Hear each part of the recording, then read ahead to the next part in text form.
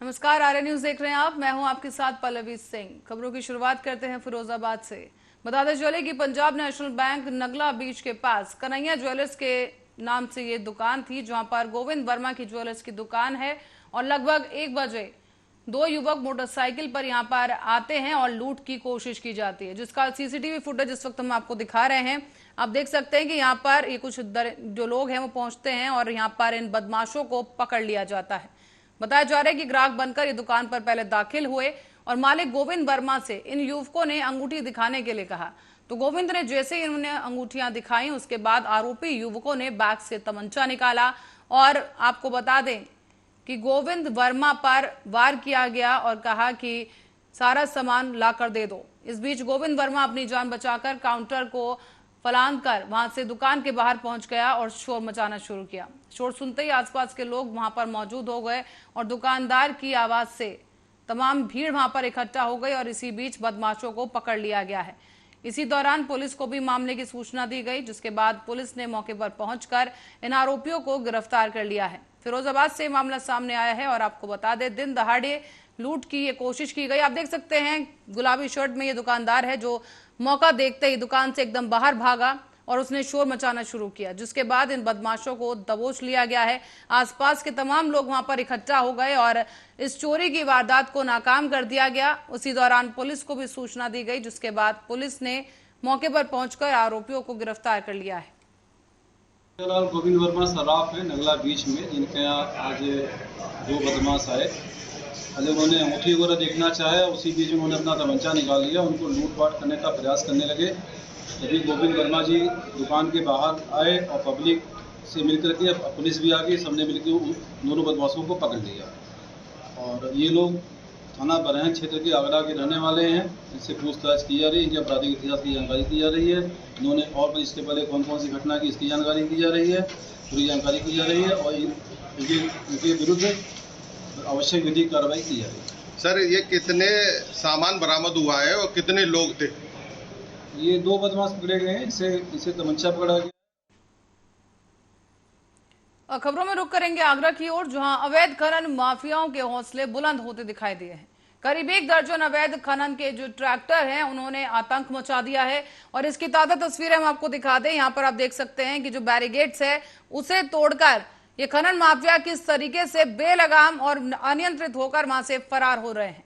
आपको बता दें कि अवैध खनन कर ये ट्रैक्टर लगातार अपना आतंक बनाए हुए हैं और देर रात को टोल प्लाजा पर तेज रफ्तार के साथ टोल बैरियर्स को तोड़ते हुए ये भाग निकले हैं। टोल प्लाजा कर्मचारियों के द्वारा रोकने पर भी ये ट्रैक्टर चालक नहीं रुके और अवैध खनन की रेत से भरे हुए ट्रक यहां पर देखे जा सकते हैं, जो कि मौके से फरार हो गए हैं। बता दें आपको कि पूरा जो वीडियो है वो आगरा के सैया टोल प्लाजा का बताया जा रहा है, जहां पर बैरिगेड्स को तोड़ते हुए ये रेत खनन माफिया मौके से फरार हो गए हैं। इसी खबर पर ज्यादा जानकारी के लिए ममता भारद्वाज हमारी संवाददाता हमारे साथ जुड़ चुकी हैं। ममता, आपसे जानना चाहेंगे कि इस वीडियो के सामने आने के बाद से क्या कोई संज्ञान में लिया गया है मामला और कुछ कार्रवाई सामने आई है? बिल्कुल पल्लवी, आपको बता दूंगी ये पूरा मामला आगरा के सैया थाना क्षेत्र का है, जहां सैया थाना जो बना हुआ है उसके सामने होके ये ट्रैक्टर, जो खनन के जो ट्रैक्टर हैं, जो लगातार वहां से गुजरते नजर आ रहे हैं। और वहीं और इतना ही नहीं, थाने के सामने से गुजरने के बाद में वो सैया टोल को के जो बैरियर है उसको तोड़ते हुए पूरी तेजी, बड़ी रफ्तार के साथ वहां से निकल रहे हैं। लेकिन अगर बात करें कार्रवाई की, तो कार्रवाई के लिए अभी बात की गई है, तो वहां जो टोल जो कर्मचारी हैं उनके द्वारा थाने में एक एफआईआर दर्ज कराई गई है। जी ममता, लेकिन हम देख पा रहे हैं कि धड़ल्ले से यहाँ पर 1-2 नहीं कई ट्रैक्टर यहाँ पे गुजर रहे हैं और आपसे ये जानना चाहेंगे कि पुलिस वहां पर आखिर कर क्या रही है, क्योंकि लगातार इस तरह की खबरें बनी हुई हैं। ये खनन माफियाओं का जो कहर है रुकने का नाम नहीं ले रहा है और धड़ल्ले से यहाँ पर हम देख पा रहे हैं कि उन्हें कोई खौफ नहीं है। यहाँ पर सीसीटीवी भी लगा है, जो कि जानते हैं सब, लेकिन इसके बावजूद बैरियर्स को तोड़ते हुए ये लोग निकल रहे हैं वहां से। बिल्कुल पल्लवी, जिस तरह की जो सीसीटीवी फुटेज सामने आए हैं उसमें धड़ल्ले से काफी तेज रफ्तार से ये ट्रैक्टर निकल रहे हैं और बैरियर को तोड़ते साफ तौर से नजर आ रहे हैं। और जबकि सभी को पता है कि वहाँ जो बैरियर लगे हुए, जो टोल पर जो कैमरे लगे हुए हैं उसमें भी वो कैद हो सकते हैं, लेकिन उन्हें ना तो कैमरे का खौफ है और ना ही टोल का, और ना ही सबसे बड़ी बात पुलिस का भी इन्हें नहीं। ममता, कुछ ही दूरी पर यहाँ पर पुलिस भी आप जैसे कि बता रहे हैं कि मौजूद है, लेकिन इसके बावजूद ये आखिर क्या लग रहा है, चूक कहां पर हो रही है कि ये खनन माफियाओं में किसी तरह का कोई डर नहीं, जबकि सूबे के मुखिया योगी आदित्यनाथ लगातार ताबड़तोड़ कार्रवाइयों के निर्देश दे चुके हैं और अवैध संपत्तियों को भी कुर्क किया जा रहा है, लेकिन बावजूद इसके इनका आतंक आखिर क्यों कम नहीं हो रहा है? बिल्कुल पल्लवी, ये बात अपनी जगह बिल्कुल सही है कि जिस तरह योगी आदित्यनाथ के द्वारा जो खनन माफिया हैं, जो अवैध संपत्तियां हैं, उनको लगातार ध्वस्तीकरण की कार्रवाई की जा रही है, उन्हें ध्वस्त किया जा रहा है, उन पर बुलडोजर की कार्रवाई की जा रही है। लेकिन यहाँ बड़ा सवाल यही है, जबकि यहाँ अभी एसपी पश्चिमी के द्वारा कुछ ही दिन पहले काफी बड़ी एक कार्रवाई की गई थी, जिससे कि खनन माफियाओं के जो उनकी संपत्ति थी उनकी जब्तीकरण की भी कार्रवाई की गई थी। लेकिन यहाँ बड़ा सवाल यही उठ रहा है कि इतनी बड़ी कार्रवाई और अधिकारी इतने होते हुए भी और इतनी बड़ी कार्रवाई को देखते हुए आज भी ये इस तरह की एक वीडियो सामने आई है कि जो खनन माफिया हैं वो उनके हौसले फिर भी इतने बुलंद होते नजर आ रहे हैं। तो ममता, आपकी क्या टोल कर्मियों से कोई बात हो पाई कि आखिर जिस वक्त की ये घटना बताई जा रही है, तो क्या उनकी किसी खनन माफिया से बात हुई? क्या उन्होंने रोकने का पहले प्रयास किया या पहले से ही ये लोग ऐसी रफ्तार से निकलना शुरू हो गए, या किसी कोई पहले बहस हुई है या कोई विवाद हुआ है उसके बाद इस तरह से ये लोग निकले हैं? नहीं, बिल्कुल पल्लवी, ये जो वीडियो सामने आया, जो सीसीटीवी का जो फुटेज है, इसमें साफ तौर से देखा ये रात का फुटेज है। लेकिन जो रात में जो कर्मचारी थे उनके द्वारा एक कर्मचारी देखा जा रहा है कि वो रोकता नजर आ रहा है, लेकिन जो बैरियर है उसको भी वो ट्रैक्टर है ना उनको तोड़ते हुए नजर आ रहे हैं। जी तो ममता, क्या अब इस वीडियो को संज्ञान में लेते हुए कोई कार्रवाई सामने आई है? पुलिस की तरफ से क्या कहा जा रहा है? बिल्कुल, अगर पुलिस की बात की जाए तो पुलिस यहाँ कार्रवाई की बात कर रही है और लगातार, और उनके द्वारा कहा गया है कि लगातार कार्रवाई भी की गई है। लेकिन अगर इस तरह की अगर कोई वीडियो है और जो सामने आई है तो उसके ऊपर भी उसी तरह की कार्रवाई की जाएगी, चाहे वो कोई भी रहा हो। जी। तो क्या ममता पता चल पाया कि ये ट्रैक्टर आखिर किसके थे या किसके लिए ये अवैध खनन किया जा रहा था? बिल्कुल, अगर जानकारी की बात करें कि ये ट्रैक्टर किसके थे, ये अवैध खनन किसके द्वारा किया जा रहा था, तो इसके लिए पुलिस लगातार जांच कर रही है और जांच करने के बाद कार्रवाई की भी बात कर रही है। जी ममता, बहुत बहुत धन्यवाद इस जानकारी के लिए। आगरा से हमारे ब्यूरो चीफ ममता भारद्वाज हमारे साथ जुड़ी थी, जिन्होंने बताया है कि लगातार इस तरह की घटनाएं सामने आ रही हैं, लेकिन पुलिस की तरफ से फिलहाल कोई एक्शन नहीं लिया गया है। हालांकि पुलिस का कहना है कि इस वीडियो के संज्ञान में आने के बाद जांच की जा रही है और जो भी दोषी होगा उसके खिलाफ कार्रवाई जरूर की जाएगी। लेकिन सवाल ये कि यहाँ पर ये जो दबंग माफिया है, लगातार इनका आतंक बना हुआ है, इन्हें अब किसी का खौफ नजर नहीं आ रहा है, क्योंकि आप देख सकते हैं खुद ही कि किस तरीके से बेखौफी अंदाज में ये लोग टोल प्लाजा पर पहुंचते हैं और टोल पे जो बैरियर लगा होता है उसको तोड़ते हुए, एक दो नहीं बल्कि काफी ट्रैक्टर यहाँ पर नजर आ रहे हैं जो कि रेत से भरे हुए हैं और यहाँ से बैरियर तोड़ते हुए वो निकल जाते हैं।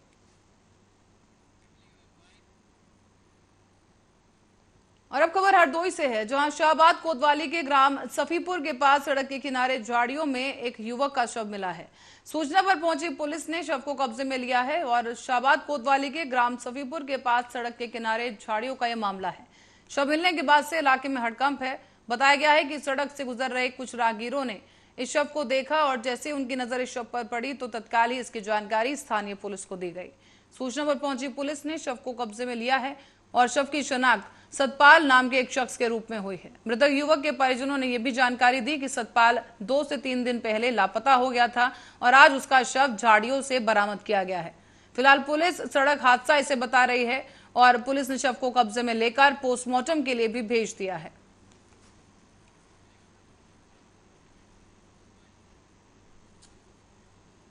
रायबरेली के सलौन से खबर सामने आई है, जहां पर कोतवाली क्षेत्र के अंतर्गत दुबहन पर यह मामला सामने आया है, जहां दुबहनपुरे मनसा के पुरवा गांव में एक मृतक महिला की संपत्ति को हड़पने के लिए चोरी से उसके मरने के बाद अंगूठा लगवाने का वीडियो सामने आया है। इस वीडियो में साफ दिखाई दे रहा है कि किस प्रकार से कुछ लोग हैं जो मृत महिला का जो अंगूठा है उससे कुछ कागजों पर अंगूठे की छाप लगाने की कोशिश कर रहे हैं और बताया जा रहा है कि संपत्ति के कागजात थे जिसे हड़पने की कोशिश की जा रही है। बताया जा रहा है कि गयावती उर्फ धुन्नी नाम की यह महिला है जिसकी हाल ही में मृत्यु हुई और मौत के कुछ ही देर बाद इस तरह की घटना सामने आई है। संदिग्ध परिस्थितियों में महिला की मृत्यु हुई है और बताया जा रहा है कि मृतक धुन्नी नाम की जो महिला है उसके नाम पर लगभग 2.5 बीघा जमीन है, जिसे हड़पने के लिए दूर के कुछ रिश्तेदार पहुंचे वहां पर और सादे कागज पर उसका अंगूठा लगवाने की कोशिश कर रहे हैं। इसी के बाद परिजनों में हड़कंप मच गया और गयावती उर्फ धुन्नी की कोई बारिश नहीं है, लेकिन धुन्नी की जो नजदीकी इनके जेठ की लड़की है जिसका नाम राजकली बताया गया, जैसे ही इन्होंने ये सब देखा तो तुरंत ही सलोन कोतवाली संजय त्यागी को सूचित किया गया। मौके पर सलोन कोतवाली के जो पुलिस है वो वहां पर पहुंच गई और आरोपियों को धर दबोचा गया है। साथ ही आपको बता दें, ये जो अपराधी यहाँ पर दिख रहे हैं वीडियो में, उन्हें गिरफ्तार किया गया है और उनसे मौके से पूछताछ भी की जा रही है और पूरे मामले की जांच जारी है।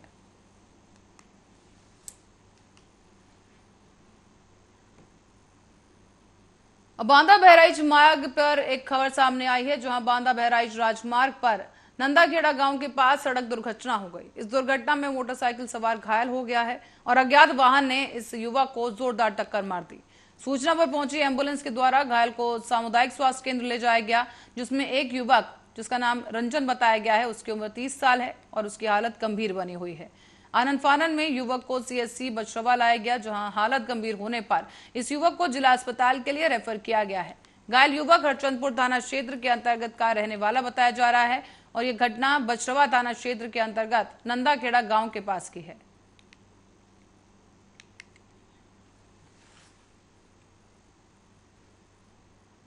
और भारत में अतरंगी किस्सों और अनोखे लोगों की कोई कमी नहीं है। कहीं ना कहीं किसी ना किसी गली या नुक्कड़ पर ऐसे कई किस्से और हस्तियां मिल जाएंगी जो बहुत ही कुछ सिखा दिया करती हैं। और आज इस रिपोर्ट में एक ऐसे ही हरफन मौला शख्स के बारे में हम आपको बताते चलेंगे, जिसने अपने टूटे दिल का एक आशियाना कुछ इस तरीके से सजाया कि लोगों के लिए प्रेरणा बन गया। देखिए रिपोर्ट।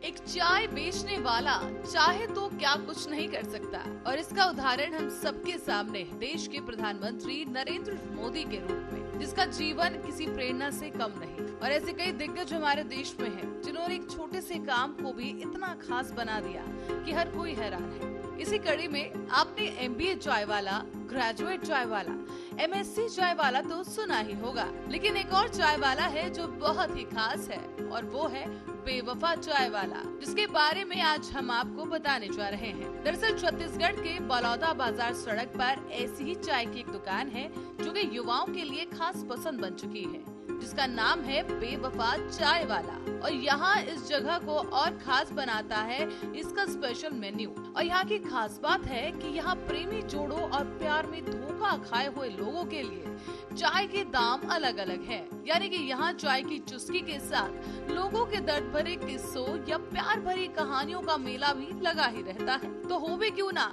इस दुकान के मालिक कमलेश धृतलहरे खुद भी प्यार में सताए हुए हैं और शायद ही किसी ने सोचा होगा कि दिल टूट जाने के बाद कोई टूटे दिल पर ऐसा मकबरा खड़ा कर देगा, पर ये सच है। कमलेश का कहना है कि वो अपनी प्रेमिका से बहुत प्यार करते थे, लेकिन जब उनका दिल टूट गया तो उन्होंने चाय की दुकान खोलने का फैसला लिया और दुकान को नाम दिया बेवफा चाय वाला। दुकान की खास बात यही है कि जिसका भी दिल टूटा हुआ हो उसे यहाँ पर 5 रुपए का डिस्काउंट मिलता है और यहाँ प्रेमी जोड़ों के लिए चाय का दाम है 15 रुपए, तो प्यार में धोखा खाए हुए लोगों के लिए 10 रुपए। अब आपको जानकर हैरानी होगी कि सिर्फ ये दुकान का नाम ही अलग नहीं है, बल्कि यहाँ जो व्यंजन मिलते हैं उनका भी नाम बेहद अतरंगी है। उनका स्वाद तो काफी लजीज है ही, पर उनके ऐसे नाम के पीछे भी कमलेश का टूटा हुआ दिल और उनका दर्द झलकता है। अपने अलग नाम के कारण ये दुकान लोगों के बीच काफी चर्चित है और युवाओं के लिए भी खास आकर्षण बन चुकी है। दरअसल चाय की दुकान खोलने के पीछे वजह ये है कि कमलेश 2 साल पहले जिस लड़की से प्रेम करते थे उसने उन्हें धोखा दे दिया, जिसके बाद कमलेश को लगा कि आखिर अब वो क्या करे। ऐसे में वो प्यार की दीवानगी में आकर बेवफा चाय वाला नाम से चाय की एक दुकान खोल बैठे। और कमलेश का ये भी कहना है कि प्यार से मुझे सबक मिल चुका है और रोजगार भी। आज वो जैसे भी हैं, जिस भी परिस्थिति में हैं, बेहद खुश हैं। कमलेश का ये भी कहना है कि दुकान का अलग तरह का नाम सुनकर चाय पीने वालों की भीड़ उमड़ जाती है और उनकी रोज की कमाई लगभग 500 से लेकर 800 रुपए तक हो जाती है। इससे उनकी रोजी रोटी चल जाती है। तो वहीं आपको ये भी बता दें कि अकेले कमलेश ही नहीं है, बल्कि एक और चोट खाए हुए आशिक ने पटना में भी बेवफा चाय नाम से चाय बेचना शुरू किया है। महज 18 साल के अंकित यहाँ 12 घंटे मेहनत करते हैं और मस्त हांडी वाली चाय बनाते हैं। और यहाँ आने वाले लोग भी अंकित की हांडी वाली चाय पीकर बेहद खुश होते हैं। और ऐसा ही एक चाय का अड्डा लखनऊ में भी है। लखनऊ में 3 युवा दोस्तों ने मिलकर चाय की एक ऐसी ही दुकान शुरू की, जहाँ प्यार में धोखा खाए हुए लोगों को डिस्काउंट दिया जाता है। और अपने नाम बेवफा चाय वाला से लोगों को आकर्षित कर रही चाय की ये टपरी वैलेंटाइंस वीक में खास तौर पर सिंगल्स का अड्डा बन जाती है। यानी जिसका दिल टूट जाए यहाँ जाए और पिए चाय। Special report Arya news.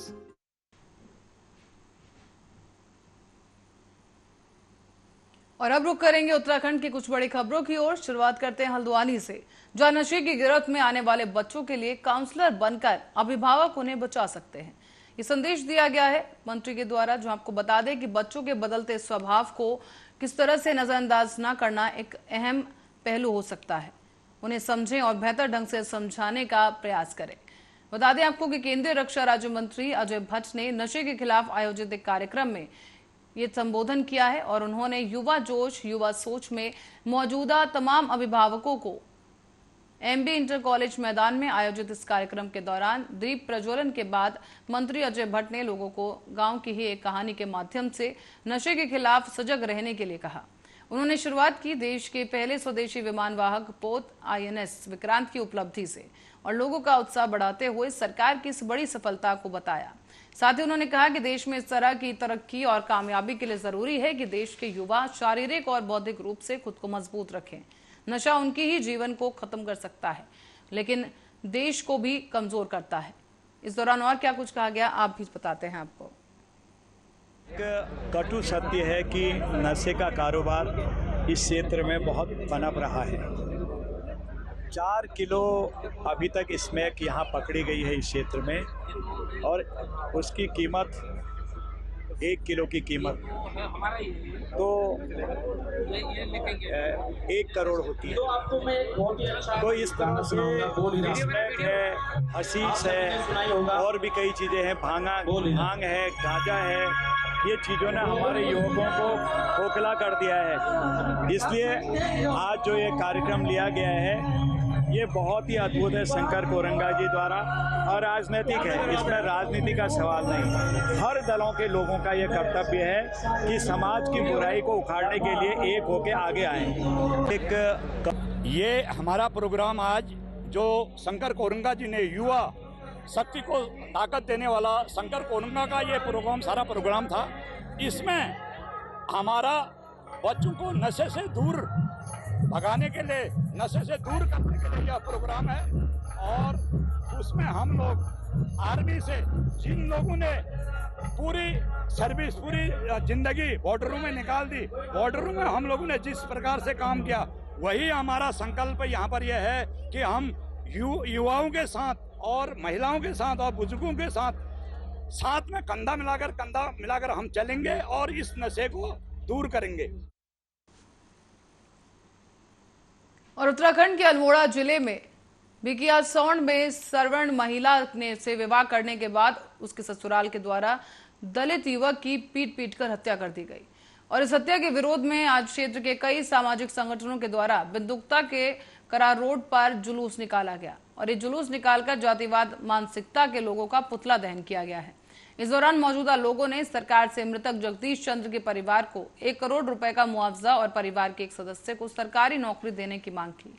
साथ ही साथ ये चेतावनी दी गई कि अगर जल्द ही सरकार द्वारा इन मामलों को फास्ट ट्रैक कोर्ट में चलाकर दोषियों को सजा नहीं दिलाई गई तो संपूर्ण प्रदेश में उग्र आंदोलन किया जाएगा।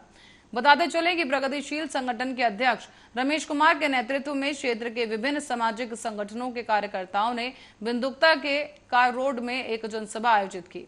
इसमें वक्ताओं ने प्रदेश सरकार पर गंभीर आरोप लगाते हुए सरकार को दलित विरोधी बता दिया है।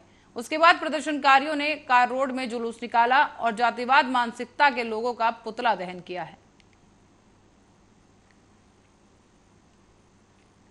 का तहे दिल से धन्यवाद देना चाहता हूं, क्योंकि हर कार्यक्रम में पहुंच रहे अपनी भागीदारी निभा रहे हैं। आज उत्तराखंड के अंदर पिछले 2-3 वर्षों से बहुत सारी हत्याएं, बलात्कार, जमीनों में कब्जे और उनके घरों में कब्जे, उनकी बहू बेटियों के ऊपर कब्जे और युवकों को प्रताड़ना करना, नौकरियों में से उनको प्रताड़ित करना, कई तरीके की ऐसी घटनाएं, जघन्य घटनाएं आज उत्तराखंड के अंदर फैल रही हैं। हम माननीय मुख्यमंत्री जी से कहना चाहते हैं, जितने भी उत्तराखंड के अंदर ऐसे अपराध हो रहे हैं, ऐसी मानसिकता के लोग पनप रहे हैं, ऐसे लोगों को कम से कम कड़ी से कड़ी सजा दें और एक पूरा शिष्टमंडल, अनुसूचित जाति के उत्तराखंड का पूरा शिष्टमंडल के साथ माननीय मुख्यमंत्री जी तत्काल प्रभाव से वार्ता करें।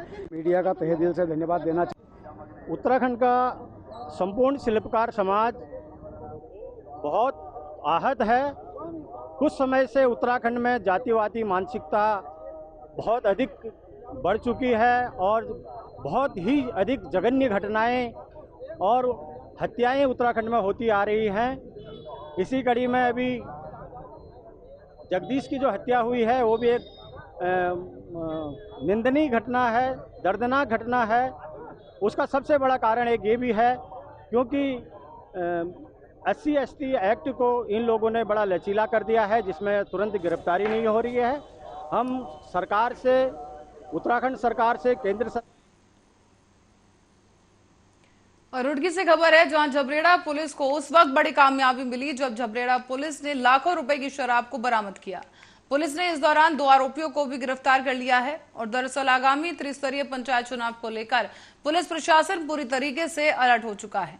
इसी दौरान झबरेड़ा थाना प्रभारी संजीव थपलियाल ने मुखबिर की सूचना पर मानकपुर बाईपास रोड पर पुलिस टीम के साथ मिलकर एक चेकिंग की और चेकिंग के दौरान अंग्रेजी शराब से भरे हुए ट्रक को बरामद किया है। ट्रक में करीब 240 पेटी अंग्रेजी शराब चंडीगढ़ मार्का से बरामद की गई। और आपको बता दें कि पुलिस ने चालक के साथ साथ 2 आरोपियों को भी पकड़ लिया है। पुलिस ने दोनों युवकों के विरुद्ध मुकदमा दर्ज कर उन्हें जेल भेज दिया। और सीओ मंगलौर ने बताया है कि चेकिंग के दौरान 240 पेटी अंग्रेजी शराब बरामद की गई, जिसकी कीमत तकरीबन 14 लाख रुपए बताई जा रही है। जानकारी ये भी दी गई कि ट्रक के पीछे शराब की पेटियों को छुपाने के लिए प्लास्टिक का स्क्रैप भरा हुआ था। पुलिस ने पकड़े गए आरोपियों का नाम मनोज उर्फ मुन्नू बताया है। और साथ ही आपको बता दें कि इस बीच पुलिस का चेकिंग अभियान लगातार जारी है। रात थाना झबरेड़ा पुलिस द्वारा आगामी हमारे यहाँ पंचायत चुनाव के दृष्टिगत चेकिंग की जा रही थी। इस चेकिंग में मानकपुर तिराहे के पास एक आयशर ट्रक को रोका गया तो उस ट्रक में 240 पेटी चंडीगढ़ मार्का अंग्रेजी शराब बरामद हुई। इसमें इनका जो ड्राइवर है मनोज व इसका हेल्पर अंकित को मौके से पुलिस द्वारा गिरफ्तार किया गया है। इसकी जो अनुमानित कीमत है वो 14 लाख रुपए है। इनसे काफ़ी विस्तृत पूछताछ की गई है। उस पूछताछ में किसी एक व्यक्ति द्वारा इनको लाने के लिए संपर्क किया गया था। वो ट्रक को जो है सहारनपुर का ट्रक है, उसको ट्रक को चंडीगढ़ भेजा गया। चंडीगढ़ से लोग शराब भर के मानकपुर होते हुए हरिद्वार जनपद में। और नए रोडवेज बस डिपो के शुरू होने से लोगों को आवाजाही में काफी सहूलियत होगी। दरअसल आपको बता दें, सीएम पुष्कर सिंह धामी ने यहां पर लोगों से एक जगह से दूसरी जगह जाने के लिए दिक्कत न होने को लेकर संबोधन दिया है। और इस दौरान इससे पहले मुख्यमंत्री धामी ने बागेश्वर स्थित बैजनाथ मंदिर में पूजा अर्चना की। और इस अवसर पर उनके साथ कैबिनेट मंत्री चंदन रामदास और बीजेपी सांसद अजय टमटा, विधायक सुरेश गढ़िया समेत कई बड़े नेता जो है मौजूद रहे। और सीएम धामी ने इस बीच बागेश्वर स्थित कई पावन धामों को धार्मिक पर्यटन क्षेत्र के रूप में विकसित करने और क्षेत्र के आधारभूत और शैक्षणिक विकास से संबंधित अनेक प्रस्तावों को आगे बढ़ाने की घोषणा की। तो वहीं आपको बता दें कि मुख्यमंत्री ने बागेश्वर में नंदाष्टमी मेले के उद्घाटन से पहले मां कोट भ्रामरी के दर्शन किए और पूजा अर्चना की। इस दौरान सीएम धामी ने बागेश्वर स्थित विभिन्न पावन धामों को धार्मिक पर्यटन क्षेत्र के रूप में विकसित करने के लिए और क्षेत्र के आधारभूत और शैक्षणिक विकास से संबंधित अनेक प्रस्तावों को आगे बढ़ाने की भी घोषणा कर दी है। सीएम ने कहा है कि आज गरुड़ बागेश्वर में रात्रि प्रवास के दौरान स्थानीय जनता और कर्मठ कार्यकर्ताओं से मिलकर मन अत्यंत प्रसन्न हुआ है। इस अवसर पर उनसे विभिन्न स्थानीय विशेषों को लेकर भी विस्तृत तौर पर चर्चा की गई है।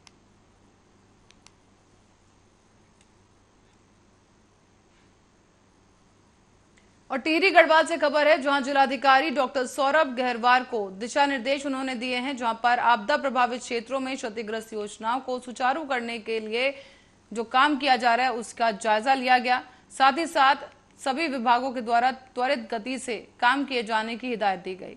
एडीएम रामजी शरण शर्मा ने बताया है कि आपदा से क्षतियों के सापेक्ष में एसडीआरएफ से 11 कार्यों को लिए करीब 16.39 लाख की धनराशि को आवंटित किया गया है, जबकि न्यूनीकरण मद से 6 कार्यों के लिए 47.59 लाख की धनराशि आवंटित की गई। और एसडीएम धनौल्टी लक्ष्मीराज चौहान ने बताया कि सीतापुर क्षेत्र में कृषि भूमि और आबादी की सुरक्षा के लिए डायवर्जन वर्क लगभग पूरा हो चुका है। नदी के दोनों साइड वायर केटरस कार्य प्रगति पर है। और उरेया अधिकारी एमएम टीमरी ने बताया है कि चिफलिडी में 5 और गढ़वाली डांडा में 3 सोलर लाइट लगा दी गई है, जबकि बाकी स्थानों पर भी लाइट स्थापना करने के काम को तेजी के साथ किया जा रहा है। जिला पूर्ति अधिकारी अरुण वर्मा ने बताया है कि आपदा प्रभावित क्षेत्र यथासेरा, रगड़, सौंधड़ा में भी कई काम किए जा रहे हैं तेजी के साथ, और राशन भी दिया जा चुका है।